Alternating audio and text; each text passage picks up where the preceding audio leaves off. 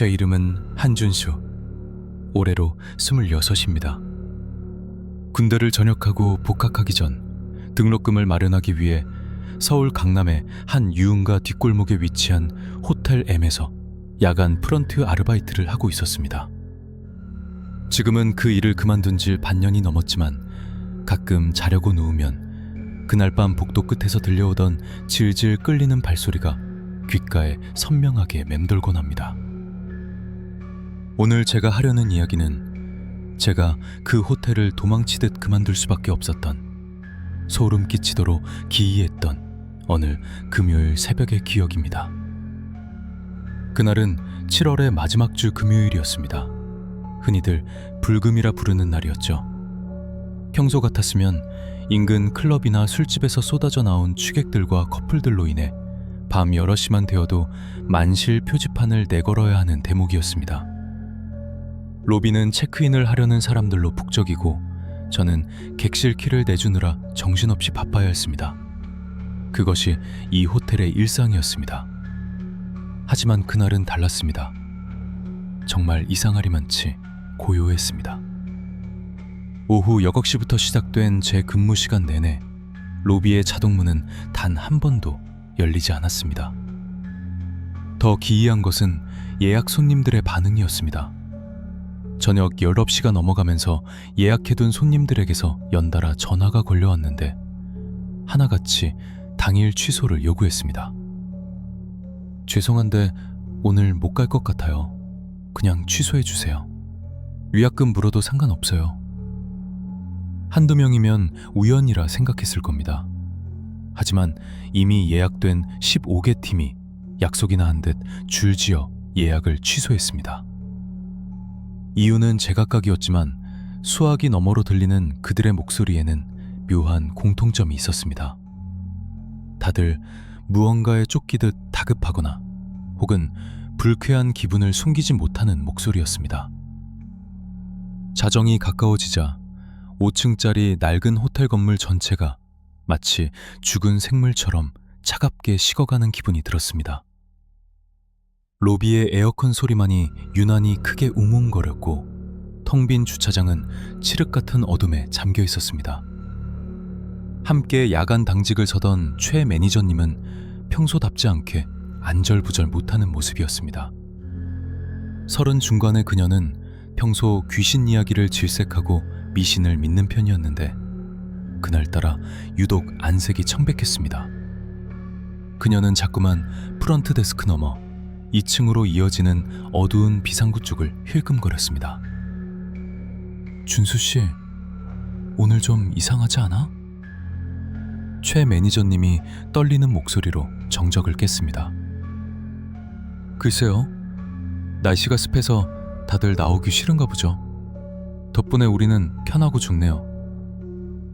저는 애써 태연하게 대답하며 장부를 정리했습니다.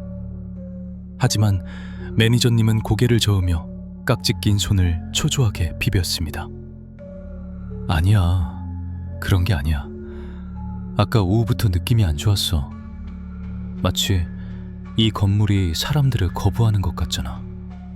그리고 아까 저녁 무렵에 CCTV에서 뭘 좀 봤는데. CCTV요? 뭐 취객이라도 왔다 갔어요? 아니, 사람이 아닌 것 같았어. 그녀의 시선은 2층 복도를 비추고 있는 4번 CCTV 모니터에 고정되어 있었습니다. 흑백 화면 속 2층 복도는 텅 비어 있었지만 낡은 센서 등이 간헐적으로 깜빡거리고 있었습니다. 아무도 없는 복도에서 불이 켜졌다 꺼지기를 반복하는 모습은 확실히 기분 나쁜 광경이었습니다. 그때까지만 해도 저는 몰랐습니다. 이 비정상적인 정적이 폭풍 전야가 아니라 이미 폭풍의 눈 한가운데에 들어와 있다는 신호였다는 것을 말입니다. 그날 밤 호텔 M에는 저와 최 매니저 그리고 보이지 않는 불청객만이 남겨져 있었습니다. 사람이 아니라니요? 매니저님, 요즘 너무 피곤해서 헛것 보신 거 아니에요? 저는 짐짓 웃으며 분위기를 풀어보려 했지만 최 매니저님의 표정은 석고상처럼 굳어 있었습니다. 그녀는 대답 대신 떨리는 손으로 마우스를 쥐고 CCTV 녹화 프로그램을 조작했습니다. 직접 봐. 오늘 오후 10시 40분경이야. 해가 지기 시작해서 복도가 어둑어둑해질 때였어. 그녀가 재생 버튼을 누르자 모니터 화면 속 시간이 빠르게 되감겼습니다. 2층 복도를 비추는 4번 카메라는 흑백이라 화질이 썩쭉 좋지 않았습니다. 낡은 복도의 카펫과 일렬로 늘어선 객실 문들이 칙칙한 회색 톤으로 보였습니다. 처음 몇 초간은 아무 일도 없었습니다. 그런데 잠시 후 복도 끝 계단 쪽에서 누군가의 형체가 나타났습니다. 저기, 저 여자야. 최 매니저님이 모니터 구석을 손가락으로 가리켰습니다. 화면 속 여자는 허리까지 내려오는 긴 머리카락을 산발한 채 고개를 푹 숙이고 복도를 걸어오고 있었습니다. 그런데 걸음걸이가 어딘가 기괴했습니다. 술에 취해 비틀거리는 것과는 달랐습니다. 마치 인형줄이 끊어진 것처럼 팔은 축 늘어뜨린 채 상체는 왼쪽으로 심하게 기울어진 기형적인 각도였습니다. 그녀는 한 발자국을 내딛고 잠시 멈췄다가 다시 다리를 질질 끌며 다음 발자국을 내디뎠습니다. 소리가 들리지 않는 음소거 화면이었지만 바닥을 긁는 소름 끼치는 소리가 귓가에 들리는 듯 했습니다. 투숙객인가요? 몸이 좀 불편하신 분 같은데. 제 매니저님은 고개를 저었습니다. 아니, 이 시간에 체크인한 여자는 없었어. 그리고 자세히 봐. 발이 바닥에 닿는 모양새가 이상해. 자세히 보니 여자의 발목은 비정상적으로 꺾여 있었습니다. 사람은 저런 상태로 걸을 수 없었습니다. 온몸에 소름이 돋기 시작했습니다. 여자는 아주 느린 속도로 복도를 가로질러 오더니 정확히 가장 끝방인 203호 앞에서 멈춰 섰습니다. 그녀는 문을 열려고 시도하지 않았습니다. 그저 203호 문 앞에 우두커니 서 있을 뿐이었습니다. 축 늘어진 팔과 기울어진 어깨, 그리고 얼굴을 완전히 가린 검은 머리카락. 그 정지된 모습이 움직일 때보다 더 큰 공포감을 주었습니다. 그때였습니다. 화면 속의 여자가 천천히, 아주 천천히 움직이기 시작했습니다. 헝클어진 머리카락 사이로 고개를 들어 CCTV 카메라를, 아니 정확히는 모니터 밖에 있는 우리를 응시하려는 듯 했습니다. 머리카락이 뒤로 젖혀지며 얼굴 윤곽이 드러나려는 찰나, 갑자기 모니터 화면이 심하게 요동쳤습니다.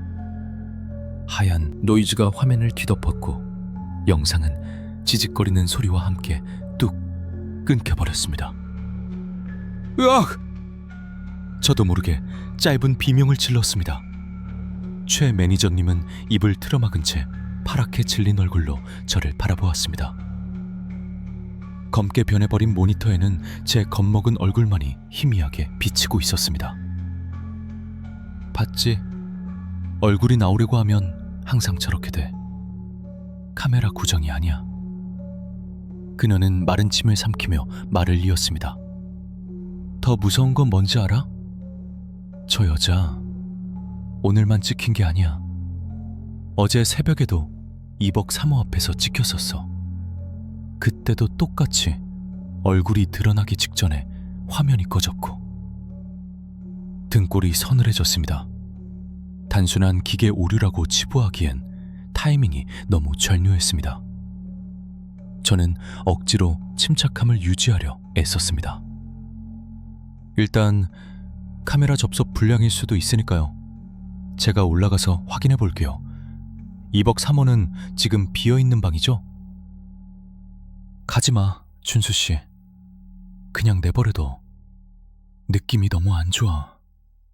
괜찮아요.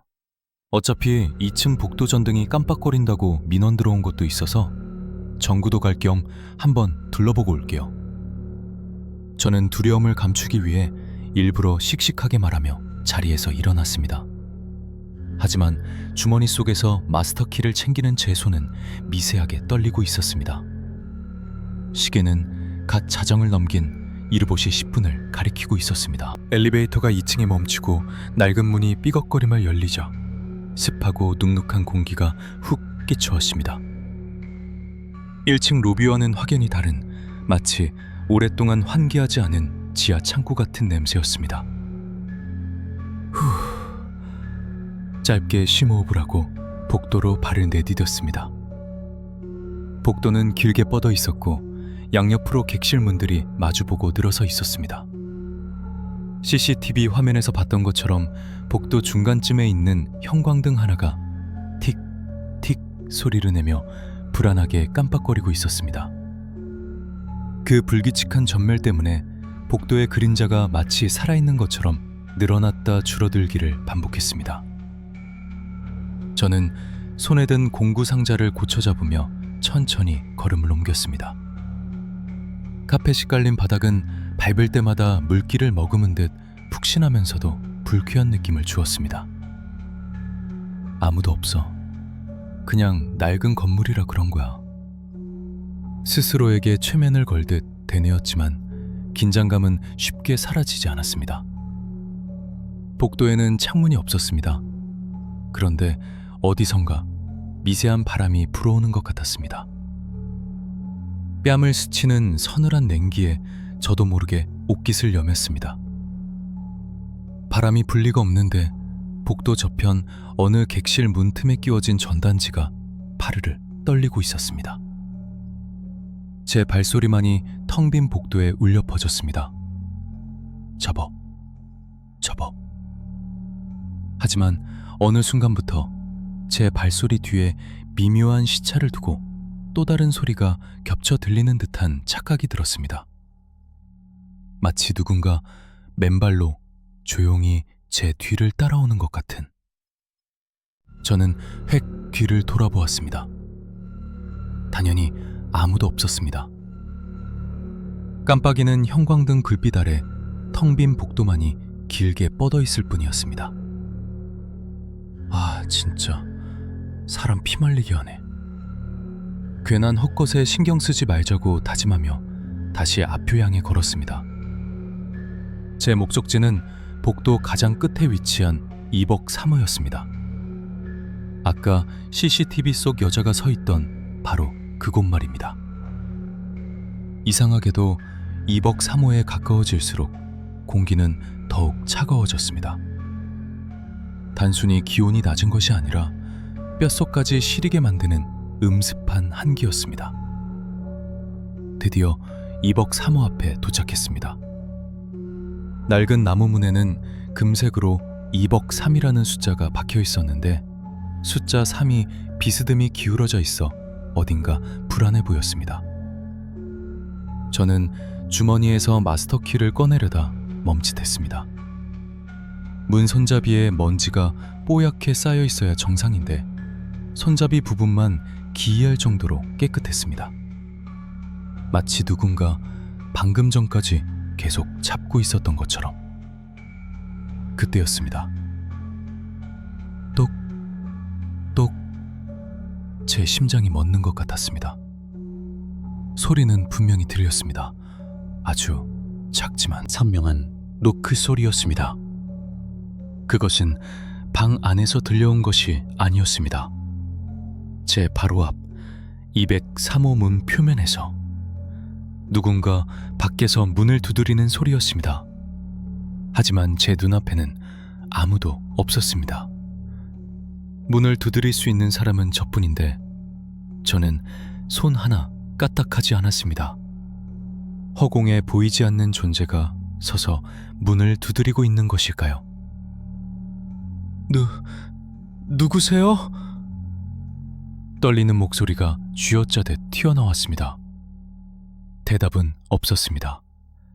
고요한 정적만이 다시 복도를 채웠습니다.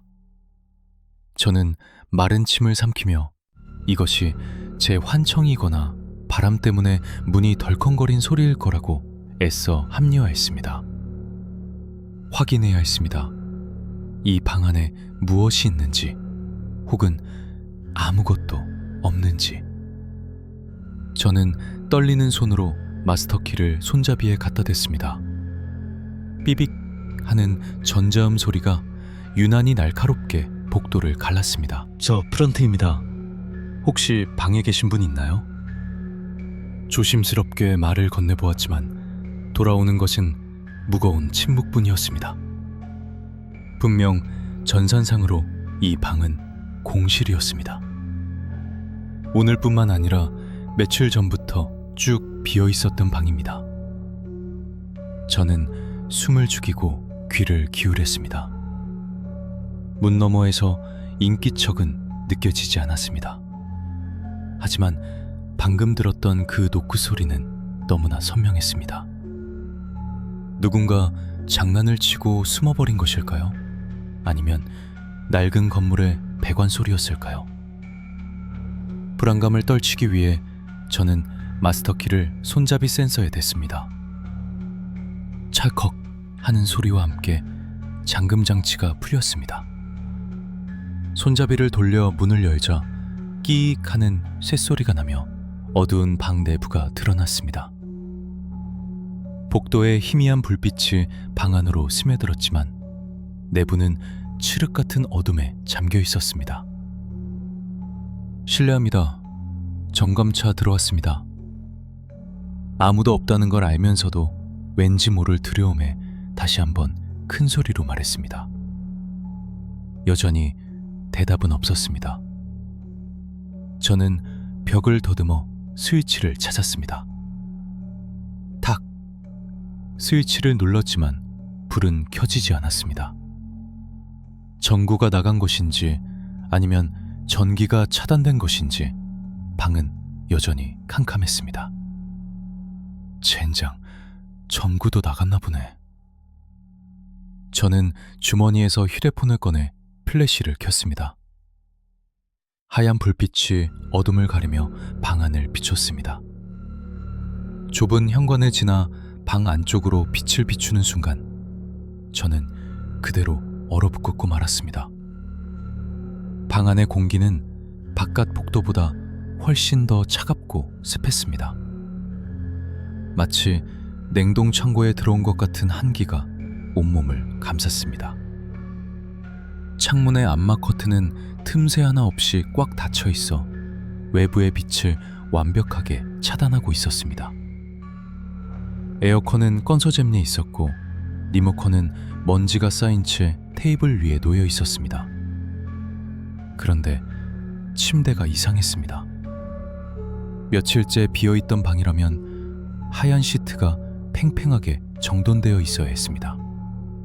하지만 침대 위는 마치 방금 전까지 누군가 몸부림을 치며 자다가 일어난 것처럼 엉망으로 흐트러져 있었습니다.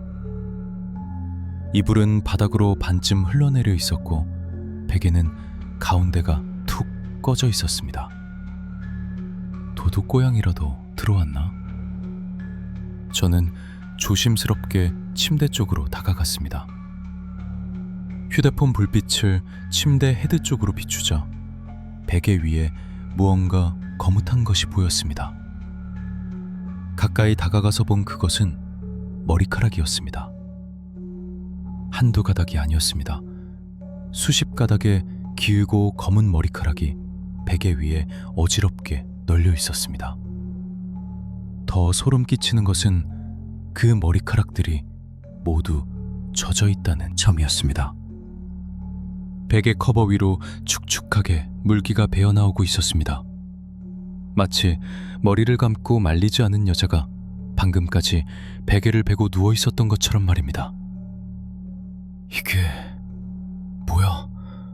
등줄기를 타고 식은땀이 흘러내렸습니다. 누군가 몰래 들어와서 샤워라도 하고 간 걸까요? 하지만 욕실 쪽은 물기 하나 없이 바짝 마른 상태였습니다. 이해할 수 없는 상황에 뒷걸음질 치며 방을 빠져나가려던 순간이었습니다. 제 귀 바로 뒤에서, 정말로 아주 가까운 거리에서 누군가의 숨소리가 들렸습니다. 심장이 덜컥 내려앉는다는 표현은 이럴 때 쓰는 것일 겁니다. 그 숨소리는 너무나 선명하고 가까웠습니다. 마치 누군가 제 등 뒤에 바짝 붙어서 귓바퀴에 입술이 닿을 듯 말 듯한 거리에서 숨을 내뱉는 것 같았습니다. 하지만 이상했습니다. 사람의 숨결이라면 을에 느껴져야 할 온기가 전혀 없었습니다. 오히려 드라이 아이스에서 나오는 연기처럼 차갑고 서늘한 기운만이 목덜미를 스치고 지나갔습니다. 그 차가움에 온몸에 털이 곤두서고 닭살이 돋았습니다. 누구야? 저는 비명을 지르며 반사적으로 뒤를 돌아보았습니다. 휴대폰 플래시를 미친 듯이 휘둘러 등 뒤를 비췄습니다. 아무도 없었습니다. 좁은 현관 입구와 닫힌 욕실문, 그리고 텅 빈 옷장뿐이었습니다. 제 뒤에는 분명 아무도 없었습니다. 하지만 그 생생한 숨소리의 감각은 여전히 귀에 남아 징징거렸습니다. 잘못 들은 게 아니야. 분명히 있었어. 공포가 이성을 마비시키기 시작했습니다. 다리가 후들거려 서 있기도 힘들 지경이었습니다. 본능이 경고하고 있었습니다. 당장 이곳을 벗어나야 한다고. 이 방에는 저 말고 다른 무언가가 존재하고 있다고. 저는 허겁지겁 뒷걸음질을 쳤습니다. 시선은 여전히 방 안쪽을 경계하며 손으로 뒤를 더듬어 현관문을 찾았습니다. 그때 제 시야에 침대 밑 어둠이 들어왔습니다. 플래시 불빛이 스치듯 지나간 침대 아래, 그 캄캄한 틈새에서 무언가가 번뜩이는 것 같았습니다. 아주 찰나였지만 그것은 분명 사람의 눈동자와 닮아 있었습니다. 으아! 저는 더 이상 참지 못하고 비명을 지르며 문을 박차고 뛰쳐나왔습니다. 복도로 나오자마자 뒤도 돌아보지 않고 1층을 향해 달렸습니다. 깜빡이는 형광등도 음습한 복도의 냄새도 신경 쓸 겨를이 없었습니다. 오로지 그 방에서 멀어져야 한다는 생각뿐이었습니다. 계단을 거의 구르다시피 뛰어내려와 1층 로비에 도착했을 때 저는 숨이 턱끝까지 차올라 있었습니다. 프런트 데스크에 있던 최 매니저님이 제 요란한 발소리에 놀라 자리에서 벌떡 일어났습니다. 준수 씨, 왜 그래? 무슨 일이야? 그녀는 하얗게 질린 제 얼굴을 보고 사태가 심상치 않음을 직감한 듯 했습니다. 매니저님, 저기 2억 3호에... 저는 가쁜 숨을 몰아쉬며 말을 잇지 못했습니다. 덜덜 떨리는 손으로 2층 계단 쪽을 가리켰습니다. 누가 있어요. 아니, 사람이 아닌 것 같아요. 침대에 젖은 머리카락이, 그리고 제 뒤에서. 제가 횡설수설하며 2억 3호에서 겪은 일을 설명하자 최 매니저님의 얼굴도 덩달아 핏기가 가셨습니다. 그녀는 공포에 질린 눈으로 저를 바라보며 입술을 깨물었습니다. 그때였습니다. 따르릉 따르릉. 정적을 깨고 프런트 데스크의 내선 전화벨이 요란하게 울리기 시작했습니다. 저와 최 매니저님은 동시에 전화기를 바라보았습니다. 발신자 표시 화면에 뜬 숫자를 본 순간 우리는 약속이라도 한 듯 얼어붙었습니다. 방금 제가 도망쳐 나온 비어 있어야 할 그 방이었습니다. 로비의 공기가 순식간에 차갑게 얼어붙는 것 같았습니다. 텅 빈 호텔 로비에 울려 퍼지는 전화벨 소리는 마치 장례식장의 곡소리처럼 처연하고 날카롭게 신경을 긁어댔습니다. 준수 씨, 이거 받아야 해? 최 매니저님의 목소리가 덜덜 떨렸습니다. 그녀의 시선은 발신자 번호 203에서 떨어질 줄을 몰랐습니다. 받지 마세요. 그냥 끊어지게 두세요. 저 방엔 아무도 없어요. 제가 확인했잖아요. 저는 다급하게 소리쳤습니다. 하지만 벨 소리는 멈추지 않았습니다. 마치 전화를 받을 때까지 영원히 울려댈 기세였습니다. 10번, 20번. 벨 소리가 계속되자 공포감은 점점 더 극에 달했습니다. 최 매니저님은 홀린 듯 천천히 손을 뻗었습니다. 안 돼요, 매니저님. 제 만류에도 불구하고 그녀는 떨리는 손으로 수화기를 집어들었습니다. 여보세요? 프런트입니다. 수화기 너머는 조용했습니다.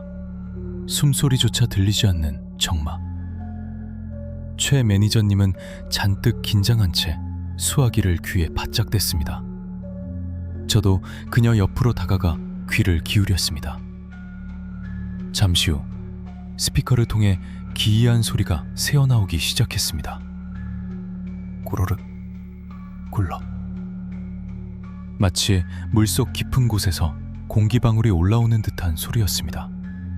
혹은 목구멍에 액체가 가득 찬 사람이 힘겹게 숨을 쉬는 소리 같기도 했습니다. 누구십니까? 무슨 일이세요? 최 매니저님이 다시 한번 물었지만 돌아오는 것은 더욱 거칠어진 소음뿐이었습니다. 그것은 단순한 잡음이 아니었습니다. 누군가가 목이 졸리거나 짓눌린 상태에서 필사적으로 무언가를 말하려는 신음이었습니다. 그리고 희미하게, 아주 작게 젖은 목소리가 들려왔습니다. 저기 아래, 침대 아래. 그 목소리는 사람의 것이라기보다 짐승의 울음소리에 가까웠습니다. 축축하고 끈적거리는 그 목소리가 귓가를 파고드는 순간 최 매니저님은 비명을 지르며 수화기를 내동댕이 쳤습니다. 꺄! 수화기가 바닥에 떨어져 덜렁거렸지만 끈질긴 그 목소리는 끊어지지 않고 수화기 밖으로 흘러나왔습니다. 찾아줘. 그 순간 저는 직감했습니다. 이것은 단순한 장난 전화도 기계 오리도 아니라는 것을. 저 방에 있는 무언가가 우리를 부르고 있다는 것을 말입니다. 매니저님, 경찰에 신고해요. 이건 우리가 해결할 수 있는 문제가 아니에요. 제가 휴대폰을 꺼내려는데 최 매니저님이 제 팔을 꽉 잡았습니다. 그녀의 손은 얼음장처럼 차가웠습니다. 아니야. 신고하면 사장님이 알게 될 거야. 그러면 우리 둘 다 잘릴지도 몰라. 일단 올라가서 확인만 해보자. 배관이 터져서 나는 소리일 수도 있잖아. 물소리 같았어. 누수가 생겨서 합선된 걸 수도 있고. 그녀는 공포에 질려 있으면서도 현실적인 문제에 매달리며 억지로 상황을 합리화하려 했습니다. 저 역시 두려웠지만 그녀 혼자 올려보낼 수는 없었습니다. 그리고 무엇보다 그 물소리의 정체를 확인해야만 이 공포가 끝날 것 같다는 생각이 들었습니다. 우리는 서로의 손을 꼭 잡고 다시 한번 2층으로 향하는 계단을 올랐습니다. 다시 올라온 2층 복도는 아까보다 더 짙은 어둠에 잠겨 있었습니다. 깜빡이던 형광등마저 완전히 나가버린 듯 복도 끝까지 이어지는 길은 칠흑 같았습니다. 저와 최 매니저님은 휴대폰 플래시 2개의 의지에 천천히 발걸음을 옮겼습니다. 한 발자국 내디딜 때마다 낡은 나무 바닥이 비명처럼 삐걱거렸습니다. 준수씨, 무슨 냄새 안 나? 최 매니저님이 코를 막으며 속삭였습니다. 그녀의 말대로였습니다. 이벙 3호에 가까워질수록 역겨운 악취가 진동했습니다. 그것은 단순히 오래된 건물의 곰팡이 냄새가 아니었습니다. 비냄새 섞인 축축한 흙냄새, 그리고 무언가 단백질이 썩어가는 듯한 비릿하고 역한 냄새가 뒤섞여 있었습니다. 속이 울렁거릴 정도였습니다. 그리고 복도 중간쯤 다다랐을 때 우리는 발걸음을 멈출 수밖에 없었습니다. 이게 뭐야? 플래시 불빛이 바닥을 비췄습니다. 이벙 3호 문 틈새에서 시작된 검붉은 액체가 복도를 따라 길게 흘러나와 있었습니다. 물이라기엔 점성이었고 피라기엔 너무 묽어 보였습니다. 액체는 마치 살아있는 뱀처럼 구불구불하게 흐르다가 복도 한가운데서 뚝 끊겨 있었습니다. 그 끝이 우리 발치 바로 앞이었습니다. 물이 샌 건가? 배관이 터진 게 맞나 봐. 최 매니저님은 떨리는 목소리로 말했지만 그녀조차 그 말을 믿지 않는 눈치였습니다. 이 냄새는 하수구 냄새와는 차원이 달랐으니까요. 우리는 조심스럽게 액체를 피해 이벙 3호 문 앞으로 다가갔습니다. 아까 제가 도망쳐 나올 때 다치지 않았는지 문은 손가락 하나 들어갈 만큼 살짝 열려 있었습니다. 문틈 사이로 칠흑 같은 어둠이 입을 벌리고 있었습니다. 그 안에서 냉기가 뿜어져 나와 복도의 습한 공기와 만나 희뿌연 안개처럼 피어올랐습니다. 준수 씨, 먼저 들어가 봐. 최 매니저님이 제 등 뒤로 숨으며 등을 떠밀었습니다. 저는 마른 침을 삼키고 문을 활짝 열었습니다. 녹슨 경첩이 찢어지는 듯한 소리를 냈습니다. 방 안은 아까 제가 확인했을 때와 똑같았습니다. 흐트러진 침대, 바닥에 떨어진 이불. 하지만 한 가지 달라진 점이 있다면 바닥 전체가 물바다가 되어 있다는 것이었습니다. 발을 디디자 찰박하는 소리가 났습니다. 발목까지 차오른 정체불명의 액체가 신발 속으로 스며들었습니다. 차갑고 끈적한 느낌에 소름이 끼쳤습니다. 어디서 물이 새는 거지? 천장은 멀쩡한데. 저는 플래시를 들어 천장과 벽을 비쳤습니다. 물자국은커녕 곰팡이 하나 없이 깨끗했습니다. 욕실 문도 닫혀 있었습니다. 도대체 이 많은 물은 어디서 나온 걸까요? 그때 최 매니저님이 제 팔을 다급하게 잡아 끌었습니다. 저기 침대. 그녀가 가리키는 곳은 침대 아래였습니다. 바닥에 고인 물이 미세하게 진동하며 침대 밑으로 빨려 들어가듯 흐르고 있었습니다. 마치 그곳이 모든 것의 근원인 것처럼. 그 기이한 물의 흐름을 본 순간 본능적인 공포가 뇌리를 강타했습니다. 침대 아래, 아까 수화기 너머로 들었던 그 목소리가 말한 곳, 그리고 제가 도망치기 직전 보았던 번뜩이는 눈동자가 있던 곳. 나가요. 당장 나가야 해요. 저는 최 매니저님의 손을 낚아채듯 잡고 뒤로 돌았습니다. 이곳에 더 머물렀다가는 정말 큰일이 날 것 같았습니다. 그런데 그 순간이었습니다. 컹! 열려있던 현관문이 마치 거대한 힘에 의해 떠밀린 것처럼 굉음을 내며 닫혀버렸습니다. 꺄! 최 매니저님이 비명을 지르며 주저앉았습니다. 방 안은 순식간에 완전한 밀실이 되어버렸습니다. 외부의 빛이라곤 문틈으로 새어 들어오는 희미한 복도 불빛뿐이었습니다. 문 열어! 저는 미친 듯이 문 손잡이를 잡고 돌렸습니다. 하지만 손잡이는 꿈쩍도 하지 않았습니다. 잠금 장치를 푼 상태였음에도 불구하고 마치 밖에서 누군가 꽉 잡고 있는 것처럼 꼼짝하지 않았습니다. 이거 왜 안 열려? 젠장 열라고! 어깨로 문을 들이받고 발로 찼지만 낡은 나무 문은 강철처럼 단단했습니다. 준수 씨, 준수 씨. 바닥에 주저앉은 최 매니저님이 제 바짓단을 잡고 덜덜 떨고 있었습니다. 그녀의 시선은 문이 아니라 방 안쪽을 향하고 있었습니다. 조용히 해봐. 무슨 소리가 들려. 저는 문을 두드리던 것을 멈추고 숨을 죽였습니다. 접어.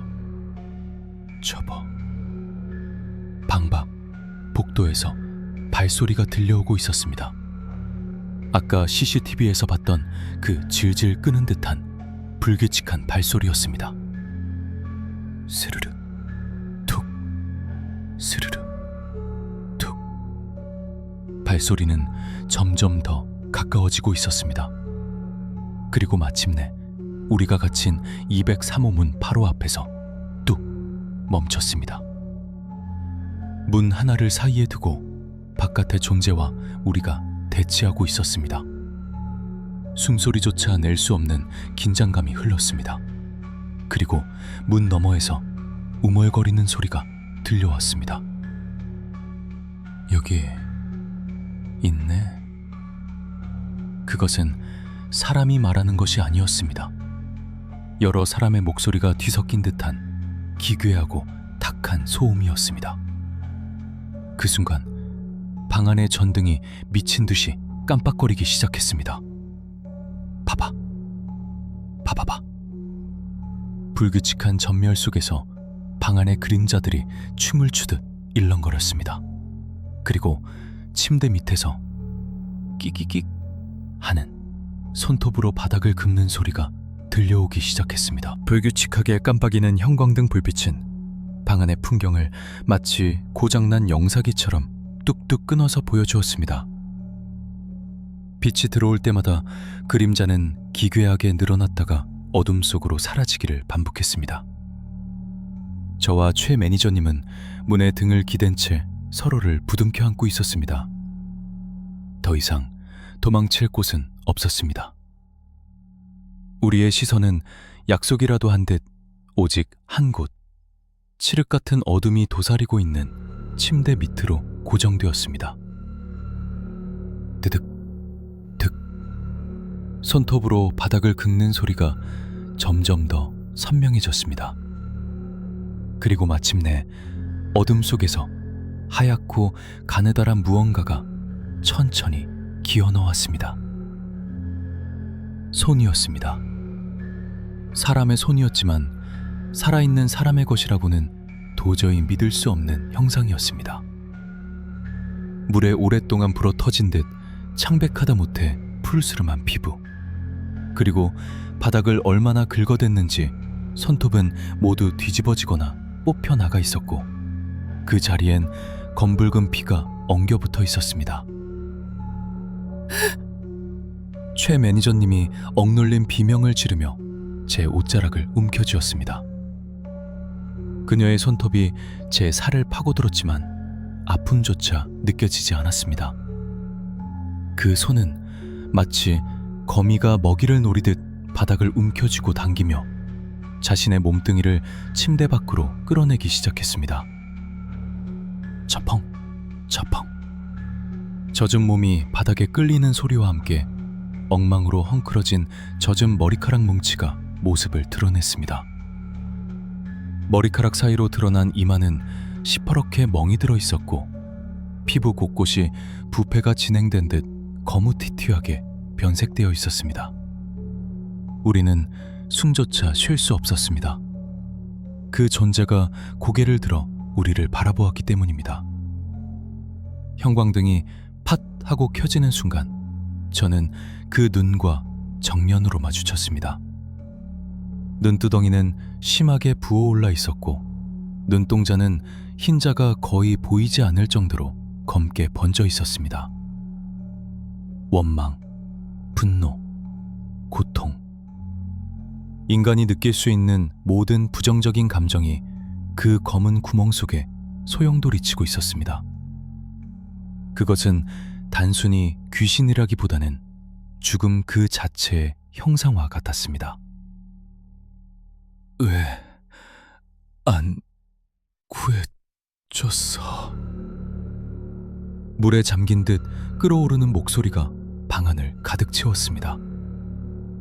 그 순간 바닥에 엎드려 있던 여자가 기괴한 속도로 우리를 향해 기어오기 시작했습니다. 관절이 꺾인 팔을 휘저으며 마치 바퀴벌레처럼 빠르게 바닥을 기어서 다가왔습니다. 으아! 최 매니저님은 공포를 이기지 못하고 기절하듯 바닥으로 쓰러졌습니다. 여자의 손이 최 매니저님의 발목을 향해 뻗어왔습니다. 그 손끝이 닿기 직전이었습니다. 저는 죽을 힘을 다해 소리를 지르며 다시 한번 문손잡이를 잡아 돌렸습니다. 열려라! 제발 열려! 아까는 꼼짝도 하지 않던 문손잡이가 공포로 인한 아드레날린 덕분인지 아니면 놈이 공격하느라 문을 잡고 있던 힘을 풀었는지 찰컥하고 돌아갔습니다. 저는 쓰러진 최 매니저님을 짐짝처럼 들쳐업고 열린 문틈으로 몸을 날렸습니다. 등 뒤에서 키 하는 짐승의 비명소리와 함께 썩은 물냄새가 훅 끼쳐왔습니다. 차가운 손가락이 제 발목을 스치고 지나가는 느낌이 들었지만 뒤를 돌아볼 엄두조차 나지 않았습니다. 복도로 굴러나온 저는 미친 사람처럼 달렸습니다. 최 매니저님의 무게도 느껴지지 않았습니다. 계단을 어떻게 내려왔는지도 기억나지 않습니다. 정신을 차려보니 우리는 이미 호텔 건물 밖, 비에 젖은 아스팔트 바닥 위에 널브러져 있었습니다. 새벽 빗줄기가 쏟아지는 아스팔트 위에서 우리는 한참을 떨었습니다. 얼마 지나지 않아 경찰차 사이렌 소리와 함께 사장님의 차가 도착했습니다. 제가 최 매니저님을 데리고 탈출하자마자 112에 신고를 했던 것입니다. 사장님은 도착하자마자 창백한 얼굴로 우리에게 달려왔습니다. 평소 깐깐하던 분이 넥타이도 매지 않은 채 잠옷바람으로 달려온 것을 보니 그 역시 무언가를 알고 있었던 게 분명했습니다. 경찰이 호텔을 수색하러 들어간 사이 사장님은 체념한 듯 깊은 한숨을 내쉬며 우리에게 충격적인 진실을 털어놓았습니다. 미안하다. 내가 죄인이야. 그 방 203호 말이다. 사장님의 입에서 나온 이야기는 끔찍했습니다. 우리가 아르바이트를 시작하기 3개월 전 203호에서 20대 여성 투숙객이 사망한 사건이 있었다고 합니다. 그녀는 인근 유흥업소에서 일하던 여성이었는데 술에 취해 들어와서는 구토를 하다 기도가 막혀 질식사했던 것으로 추정되었습니다. 문제는 발견 시점이었습니다. 그녀는 장기 투숙 중이었고 평소 방해받고 싶지 않으니 청소는 필요 없다라며 팻말을 걸어두곤 했습니다. 직원들은 그녀의 요청대로 며칠간 방을 확인하지 않았습니다. 그러다 복도에서 썩은 냄새가 진동한다는 다른 투숙객들의 항의가 빗발치자 사장님이 마스터키로 문을 열고 들어갔던 것입니다. 그 여자가 발견된 곳이 침대 밑이었어. 사장님은 떨리는 목소리로 말을 이었습니다. 술에 취해 침대에서 굴러떨어진 것인지 아니면 고통 속에 몸부림치다 기어 들어간 것인지 그녀는 침대 밑 구석에 처박힌 채 부패된 상태로 발견되었습니다. 며칠 동안이나 그 어둡고 좁은 곳에 방치되어 있었던 겁니다. 경찰 조사는 사고사로 종결되었지만 사장은 호텔 이미지 때문에 이 사실을 철저히 숨겼습니다. 벽지를 새로 바르고 가구를 교체했지만 그날 이후로 203호에 묵는 손님들은 밤마다 가위 눌림에 시달리거나 정체불명의 물소리를 듣는다며 환불을 요구했습니다. 결국 그 방을 폐쇄했지만 원호는 방 안에 갇혀있지 않았습니다. 그녀는 자신을 잊고 방치했던 사람들을 원망하며 매일 밤 복도를 서성이고 있었던 것입니다. 우리가 들었던 발소리, CCTV 속의 기이한 형체, 그리고 썩은 물냄새. 모든 것이 그녀가 보낸 구조 신호이자 저주였습니다. 그날 이후 저는 바로 호텔 일을 그만뒀습니다. 최 매니저님 역시 심각한 트라우마로 정신과 치료를 받으며 고향으로 내려갔다는 소식을 들었습니다. 호텔 M은 결국 소문이 퍼져 손님이 끊겼고 얼마 못하는 문을 닫았습니다. 지금 그 건물은 철거되어 공터로 남아있다고 합니다. 하지만 지금도 비가 오는 날이면 저는 가끔 잠을 설칩니다. 빗소리 사이로 질질 끄는 발소리가 들리는 것 같아서요.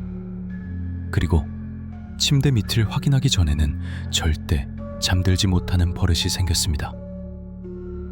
혹시나 캄캄한 침대 밑 어둠 속에서 누군가 저를 쳐다보고 있을까봐 말입니다. 부디 오늘 밤 여러분의 침대 밑은 안전하기를 바랍니다.